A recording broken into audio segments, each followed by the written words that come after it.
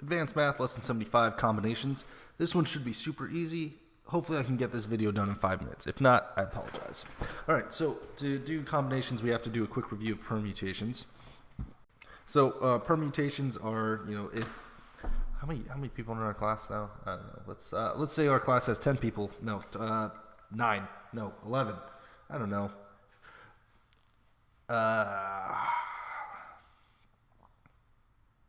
No, let's do this. How many colors of Skittles are there? It's like, what, 6 colors of Skittles? Okay, so let's say there's 6 colors of Skittles, right? And you've got a bag full of all 6 colors of Skittles. So you've got the permutation of 6 Skittles. And let's say you want to draw 3 Skittles out of the bag. And you just want to see how many ways you can draw 3 Skittles out of a bag of 6 Skittles of 6 different colors. So that would be 6 permutation of 3, right? And the way we would do that is we would just take 6 factorial, and then we divide it by 3 factorial, right? So that gets rid of the last 3. So essentially we have 6 times 5 times 4, and then the 3 times 2 times 1, and the 3 times 2 times 1 all get eliminated. So that, it's like, 6 options, 3 slots, 6 factorial P3. The 3 factorial underneath removes the 3 slots from the, what are we calling this here? Permutation. Whew. My brain's having a rough one today. Okay, so if we do that, all we have to do is just do 6 times 5 times 4. That gives us 120 options, right? 120 ways I can draw 3 Skittles out of a bag of 6 colors, right? Now the problem with this is this doesn't account for order, right? So by order they mean, if I draw the red Skittle, and then I draw the blue Skittle, and then I draw the orange Skittle, the result of what's in my hand is the same as if I draw blue, orange, and then red. Whoops, that's not orange. If I draw blue, orange, and then red, right? Same result. I still have a blue, orange, and a red Skittle. Or it's the same as if I draw orange, blue, and then red, right? There's 3 different ways, or I'm sorry, there's 6 different ways that I could get those 3 Skittles in my hand, right? If I don't care about the order that I drew them in, and I just want to know how many different ways or how many different possibilities of colors of Skittles I can get in my hand, then we have to do what's called a combination. Now what a combination does is it removes this repetition, right? It's kind of like when we did, distinguishable permutations, right?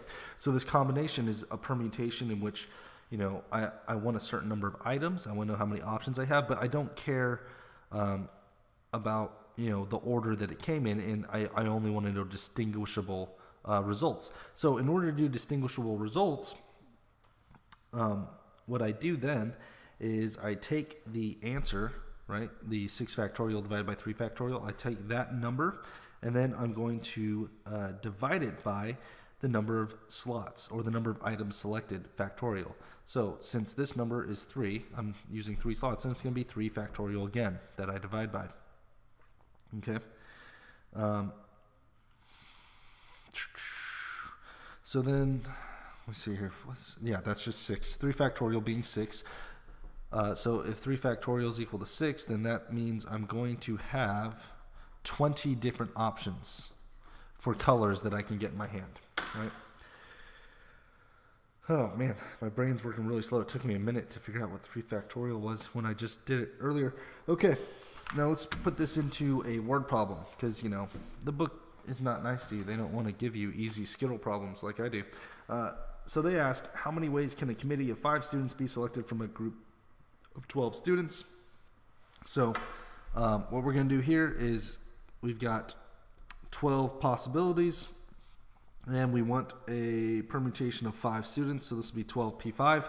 So what we do here is we'll do the 5 slots in this one, right? So that's 1, 2, 3, 4, 5 options, and then we'll start with 12 factorial until we run out of space.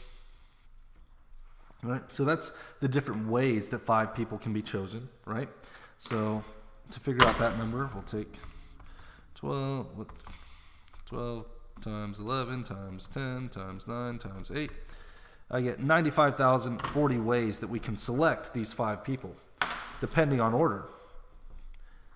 So 95040. That seems wrong.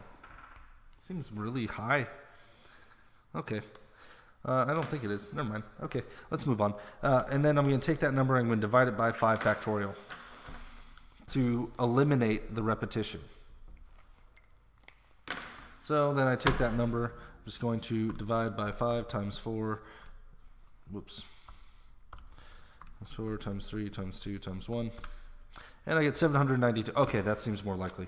All right, 792 ways, or 792 combinations of the 5 people committee selected from 12 students. So remember, take your factorial, solve the permutation, and then divide by the number of possible slots, and then you eliminate repetition there.